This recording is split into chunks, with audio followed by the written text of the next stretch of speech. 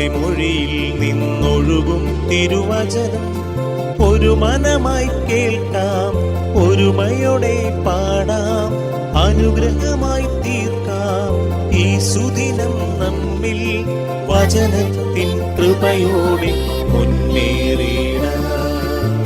വിശുദ്ധ മത്തായി അറിയിച്ച സുവിശേഷം 20-ാം അധ്യായം 6-ാം തിരുവാക്യം. അവരോട് ചോദിച്ചു, നിങ്ങൾ ദിവസം മുഴുവൻ അലസരായി നിൽക്കുന്നതെന്ത്? ഞങ്ങളെ ആരും വേലയ്ക്ക് വിളിക്കാത്തത് കൊണ്ട് എന്നവർ മറുപടി നൽകി. കാരുണ്യവാനും സ്നേഹനിധിയുമായ ഞങ്ങളുടെ നല്ല ദൈവമേ, ഈ ലോക ജീവിതത്തിൽ പലപ്പോഴും ഞങ്ങൾ അലസരായി നിൽക്കുന്നത് അങ്ങ് കാണുന്നുവെന്ന് ഈ തിരുവചനത്തിലൂടെ അങ്ങ് ഞങ്ങളോട് അരുളി ചെയ്യുന്നുവല്ലോ.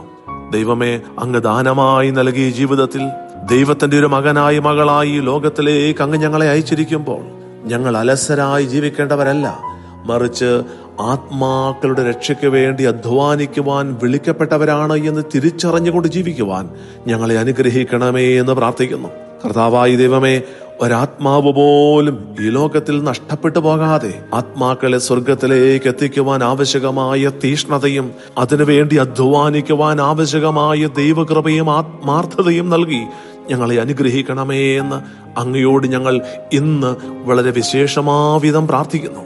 കർത്താവേ, എന്റെ വിളി, തെരഞ്ഞെടുപ്പ് തിരിച്ചറിഞ്ഞുകൊണ്ട് ഒരു ദൈവമകനായി ദൈവമകളായി ജീവിക്കുവാൻ ആവശ്യകമായ കൃപ ഈ ദിവസം പ്രത്യേകമായി എനിക്ക് ലഭിക്കുവാൻ ആഗ്രഹിച്ചുകൊണ്ട് ഞങ്ങൾ പ്രാർത്ഥിക്കുന്നു. നമ്മുടെ കർത്താവ് ഈശോ മിശിഹായുടെ കൃപയും പിതാവായ ദൈവത്തിന്റെ സ്നേഹവും പരിശുദ്ധാത്മാവിന്റെ സഹവാസവും പരിശുദ്ധ അമ്മയുടെയും നീതിമാനായ മറിയൗസേപ്പിന്റെയും മാധ്യസ്ഥവും സകല മാലാഖമാരുടെയും സകല വിശുദ്ധരുടെയും സംരക്ഷണവും നൽകി സർവശക്തനായ ദൈവം നിങ്ങളെ ആശീർവദിച്ചനുഗ്രഹിക്കട്ടെ, ഇപ്പോഴും എപ്പോഴും എന്നേക്കും. ആമേൻ. വചനത്തിൻ കൃപയോടെ മുന്നേറി